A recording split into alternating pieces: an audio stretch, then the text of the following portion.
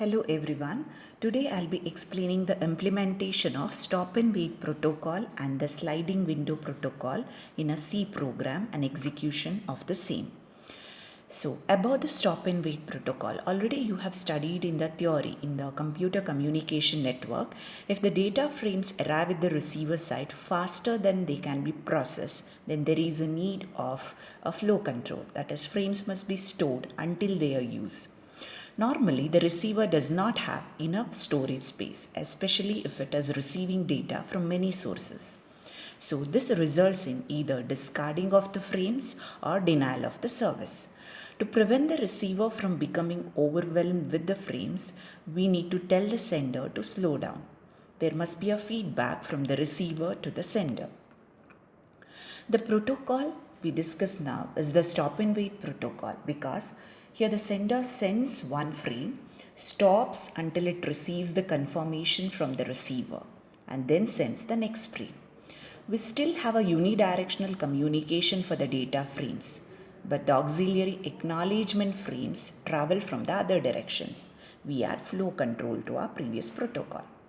So this is what the stop and wait protocol is. For every frame transmitted, there is an acknowledgement which is sent back by the receiver. So whenever a frame is transmitted, a copy is kept, saved, and also a timer is started, and within the timeout, if the acknowledgement is not received back, the frame will be resent once again by restarting the timer. In case if acknowledgement is not received within a timeout, it might be the case the frame is lost, or it might be the case that acknowledgement is lost. So in both the cases, the frame is sent once again. Because of using the sequence number, we can avoid duplication of the frames so that even if the acknowledgement is lost, if you are sending the frame once again, because of the sequence numbering, the receiver will get to know that it is a duplicate frame. So once the acknowledgement is received, the next frame is sent. So the same is explained in the flow diagram which you have already studied in the theory. For every frame there is acknowledgement sent. If a frame is lost, then the frame will be resent once again. If the acknowledgement is lost, then in that case the frame is resent once again. Here in the programming now, we'll be using a enumeration data type. It is a user-defined data type. It is used to assign names to the integral constants. The names make a program easy to read and maintain. If we do not explicitly assign values to enum names, the compiler by default assigns values starting from 0. So RAND, which is rand function, is used in C to generate random numbers. If we generate a sequence of random numbers with RAND function, it will create the same sequence again and again every time the program runs. Say if we are generating 5 random numbers in C with the help of RAND in a loop, then every time we compile and run the program, our output must be the same sequence of numbers. Using RAND is easy enough. It returns an integer between 0 and max end. When you call it so, you use modulus to reduce it to the range you need. Here in the program, we use rand function along with the modulus 4. Then the result will be 0, 1, 2, 3 as the modulus works. Later once again 0, 1, 2, 3, 0, 1, 2, 3 repeated. Here we use rand modulus 4 plus 1. So we get 1 to 4. It is 0 plus 1, 1 plus 1, 2 plus 1, 3 plus 1. So those will be the values generated. Next is about the round trip time. It is said to be RTT. It is the length of time it takes for a signal to be sent plus the length of time it takes for an acknowledgement of the signal to be received. This time therefore consists of propagation times between the 2 points of the signal. Next is sleep. Sleep for a specified number of seconds. So it is just like a waiting duration. Now here this is a program. So your standard input outputs are included, standard library functions are included. RTT is defined, hash define is used to define any values. RTT is defined with the value 4. You can change it here. Timeout is 4. Total frames are 7. Enum data type is used with the acknowledgement with the value no and s. One will get 0, one will assigned with the value 1. Next, wait time I equal to 1 is defined. First, it indicates the number of frames transmitted. We have a total frame 7. So starting from 1, 2, 3, 4, 5, 6, 7, those many frames needs to be sent. Initially, the acknowledgement is made yes.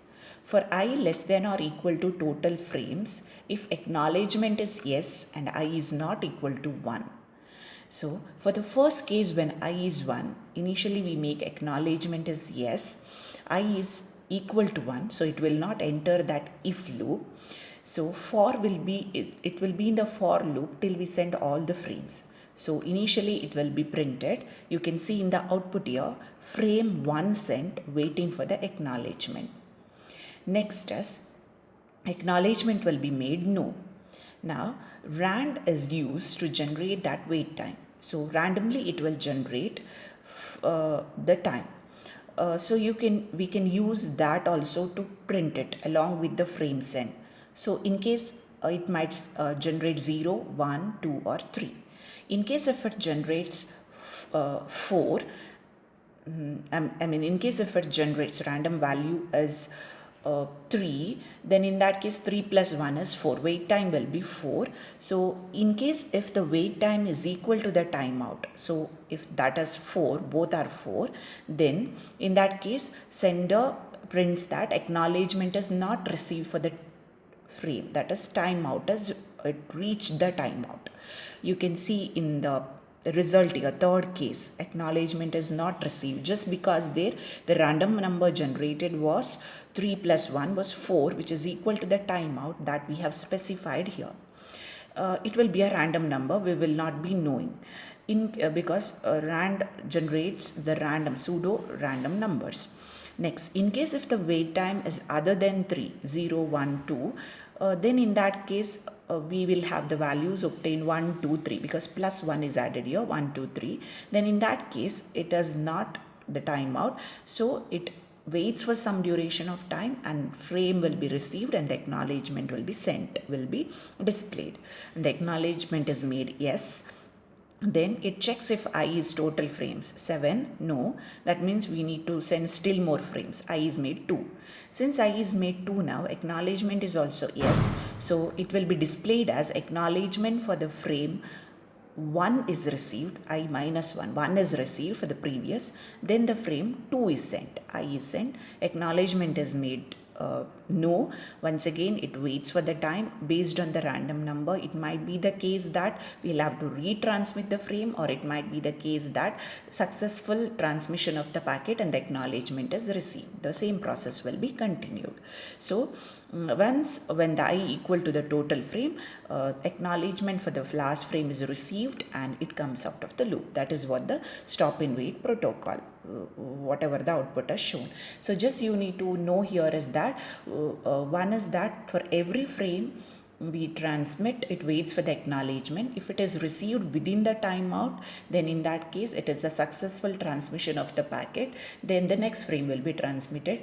If acknowledgement is not received within a timeout, then what is done is next frame, the frame will be resent. The copy which is kept will be resent once again. So by restarting the timer here, just to have that time, waiting time to receive back the acknowledgement, once it is not a timeout, we use sleep to sleep for some time. If for the generation of that timeout, wait time, we use rand, and also acknowledgement as enumeration data type with the values no and yes. So this is about the program. So just you need to know so much about the stop and wait protocol. And also one more thing is that here when you are executing this in the lab, you have to go to the terminal window, type gedit the program name .c. You will get a blank page where you have to type this program. Similarly, the other programs as well. Type the program, save it, and then by using the compiler, it can be CC or GCC compiler, you will have to compile it just by typing. If there is no command prompt, just press Ctrl C, then press the command CC file name .c. If there are errors, it will be displayed. Just look at the first error. In case if there is an error, by looking at the first error, you can clear it. If you clear the first error, automatically all the errors get cleared. And once you compile it, then just ./a.out. When you type, you will get the output. So that will be the output which will be generated, which you don't have any control because everything is given in the program itself. Even the wait time, sleep time, RTT, all that will be, all that is decided initially in the program. Next, let us move on to the sliding window, which is the second part of the program. Sliding window protocol here, the sliding window is an abstract concept that defines the range of sequence number that is the concern of the sender and the receiver. In other words, the sender and the receiver need to deal with only part of the possible sequence number. The range which is the concern of the sender is called the send sliding window, and the range that is the concern of the receiver is called the receive sliding window. The send window is an imaginary box covering the sequence numbers of the data frames which can be in transit. So this is a sliding window in the linear format. So based on the window size here, so many packets we can transmit, and once we get the acknowledgement back, window slides and you have one more provision for one more packet to be sent. As we get the acknowledgement, the window slides. This is what the sliding window is. Now let us see the program. Even here, RTT is defined with the value 5. Window size, we will have to enter a window size, and also we have to enter the number of frames. So consider we have here in the example, window size is given as 4. Then 4 frames we have a provision for 4 frames to get transmitted together. Enter the number of frames to transmit. In case if we enter the number of frames as multiple of 4, then in that case 4 times we can enter once we get the acknowledgement back. Otherwise, if it is not a multiple of 4, then in that case that remaining, that is by writing the code, the remaining frames are also made to be sent. Now number of frames, if we enter it as 12 for example, we have to enter those 12 frames. It can be any numbers. Now enter those frames. After sending the %d frame, first it sends only those window size frames, that is 4 frames at each stage. Sender waits for the acknowledgement. So it will be sending the frames in the following manner. It starts from I equal to 1 less than or equal to f, where f is nothing but the number of frames. So if I mod window size is not equal to 0, so value of I here is 1 initially. So 1 mod 4 is not equal to 0. So first it is not equal to 0, so that will be printed. So you will have for the initial sending the frames, that first frame will be printed. Similarly, I value will be incremented here. So what happens, till it becomes, if will be in a loop till I value, this condition falls. So I is 2, 3, 4, for all those values 2, 3, it is not equal to 0. When it becomes I equal to 4, it will become 0. So it comes out of the loop. So when it comes out of the loop, even that is made to be displayed. So 4th frame also getting displayed. So here you can see, then it will be displayed as sender waiting for the acknowledgement, since all the 4 frames are sent. Here sleep is used, RTT by 2. RTT is a round trip time taken for the frames to get transmitted and to receive back the acknowledgement. Receiver displays as frames are received, acknowledgement is sent. Once again it sleeps for some duration, sender prints, acknowledgement is received and sending the next frame. It is just to show that delay in the transmission. Next is it is done for each and every frame. So 4 frames will be sent. If that total number of frames, now for here in the case of 12, if when it is taken modulus with the window size, if it is not equal to 0, that means there are still more frames to be transmitted. If it is equal to 0, that means all the frames are transmitted. If there are still more, those will be sent, and the frames are received, acknowledgement is sent, acknowledgement is received will be displayed. So here the learning outcome is that the knowledge of stop and wait protocol and the sliding window protocol is known, and these are used for flow and error control in TCP and the transport layer. So this theory part you have already seen in the module 1. Also you will be studying in the next classes of module 5 about the sliding window protocol and also the stop and wait protocol. So even here, by using the same command gedit filename.c, you will be typing the code. Once you type, go to the terminal window once again, use CC or GCC compiler, CC, then that same file name .c, you'll get any errors. If not, you'll get a next command prompt, just press Ctrl C, then just ./a.out.c.